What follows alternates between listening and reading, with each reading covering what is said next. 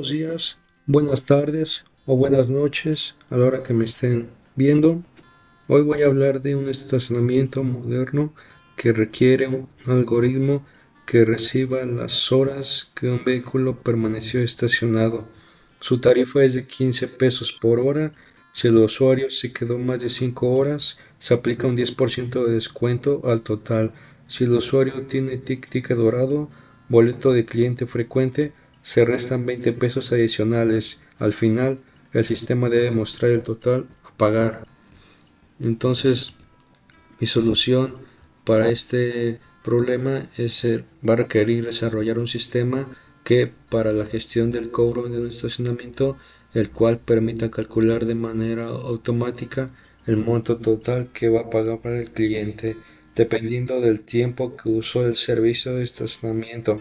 El sistema debe recibir como un dato de entrada el número de horas que el automóvil estuvo estacionado y sobre esto aplicar una tarifa fija por hora establecida en 15 unidades monetarias. Además, el sistema deberá considerar hacer descuentos a clientes frecuentes, con el fin de incentivar el uso prolongado y la fidelidad del cliente.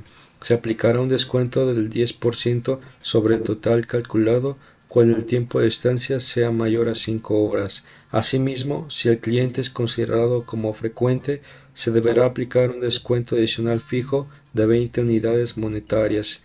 El sistema también deberá garantizar que el monto final a pagar no sea negativo aun cuando se apliquen los descuentos correspondientes.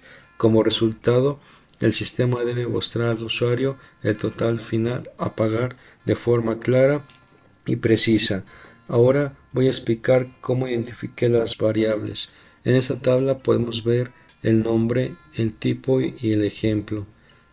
Las horas, su tipo es entero y el ejemplo es 6 horas.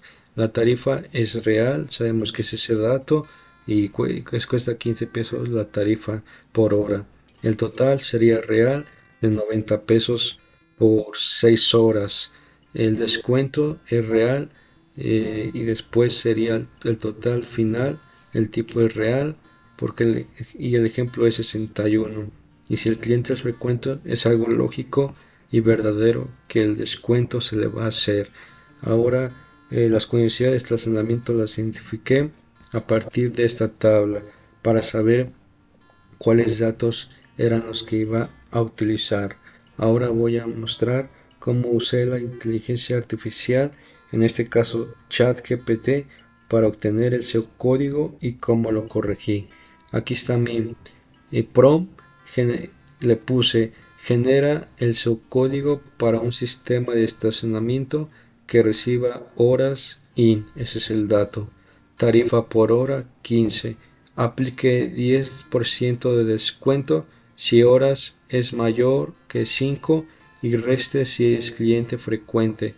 Usa una estructura clara con inicio, fin y variables definidas. Y aquí me dio el subcódigo claro y estructurado. Aquí podemos ver el inicio, la inicialización, la entrada de datos, el proceso y la salida. Entonces aquí pude ver las horas. Sabemos que las horas es un entero, la tarifa por hora es un entero, definir total es algo real y si es frecuente es algo lógico. Aquí me puedo dar cuenta si tuvo errores o no.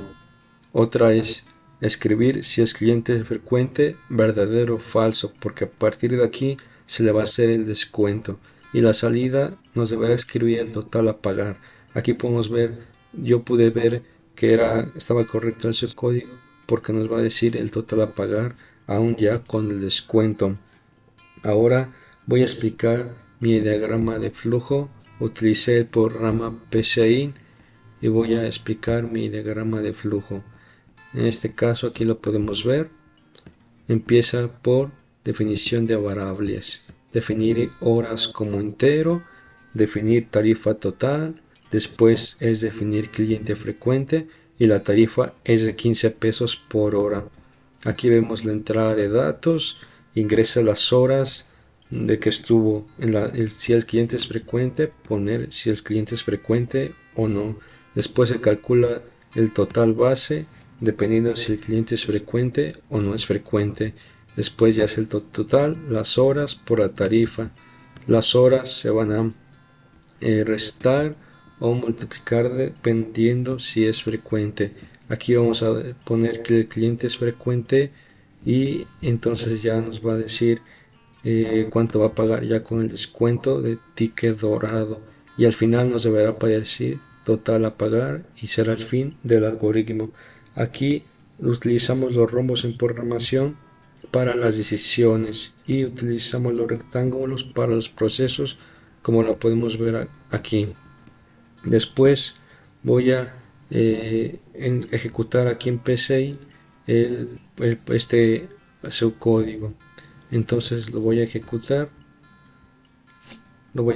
aquí y me aparece esta ventana. Voy a cerrar primero el diagrama para que pueda ejecutarlo.